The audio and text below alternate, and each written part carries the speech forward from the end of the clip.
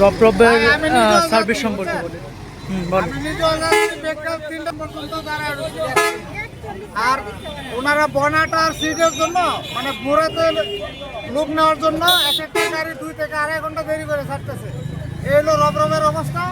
যাই হোক, সবাই রবরবে যাতায়াত করেন, সবার কাছে অনুরোধ রয়েছে। মানে 3-4 গাড়ি বিকাল রাত 8টার সময় ছাড়ে, ঠিক আছে? এই হলো সার্ভিস সিস্টেম তাদের। ভাই কি হবে কিছুই বলে কি হবে বলেন, রবরবের সার্ভিস সম্পর্কে বলেন। কোনো লাভ নাই তো। 8টার সময় গাড়ি টিকিট দিচ্ছে বলা এই পয়সা বলে বহুত আসতে হবে কিছু হবে বলে কি হবে অযথা। যে আপনার এক যাত্রী যেটা সিট ছাড়াও মানে রবরবের সিট বুকিং হওয়ার পরেও অতিরিক্ত যাত্রী নিয়ে যাচ্ছে, এখনও মানে যাত্রী ডাকছে। এই যে দেখেন, সরাসরি পাবেন এখন কিন্তু বাস মানে যাচ্ছে না, আবার চেকিং করে যাত্রী যাচ্ছে। এই যদি হয় একটা ভালো ব্র্যান্ডের বাসের অবস্থা, তাহলে কীভাবে হবে? অনেক যাত্রী এখানে, যত যাত্রী দাঁড়িয়ে আছে সব হচ্ছে আপনার রবরবের, বাস না থাকার কারণে। আর অসংখ্য যাত্রী আপনার স্টেশনের ভিতরে অপেক্ষা করতে।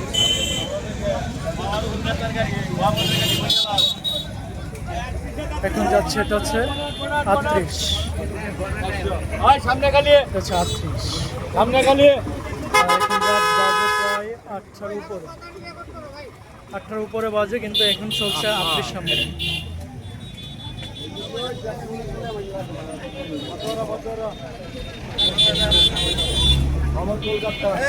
আচ্ছা, 38 নম্বরের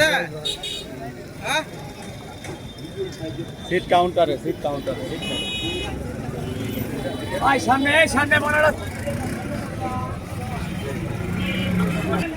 প্রিয় দর্শক, এইদিকে অনেক যাত্রী ভোগান্তির মধ্যে আছে, কিন্তু খারচুপি কীভাবে হয় দেখেন।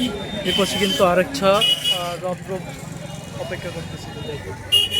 এটা কিন্তু কোনো সিরিয়ালের মধ্যে নয়, কিন্তু অনেক যাত্রী তুলতেছে, ওটা কীভাবে সম্ভব? আর এদিকে অনেক যাত্রী অপেক্ষা করতেছে, কিন্তু কোনো বাস নেই। বাস আছে কিন্তু সিরিয়াল দিচ্ছে না।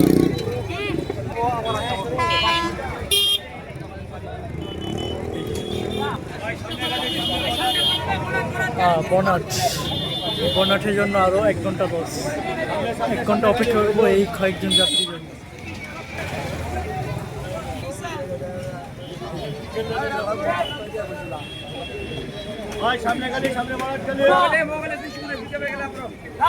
হাজারো যাত্রী ভোগান্তির কারণ।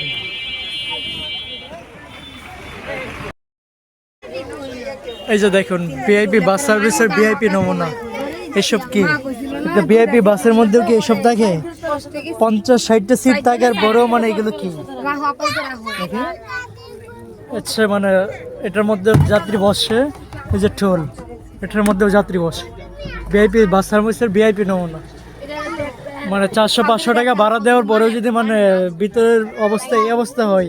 আবার রবরবের সার্ভিস দেখেন, সবাই দেখেন, সব সিট বুকিং, তার মানে এই টোলের মধ্যেও নাকি যাত্রী বসবে।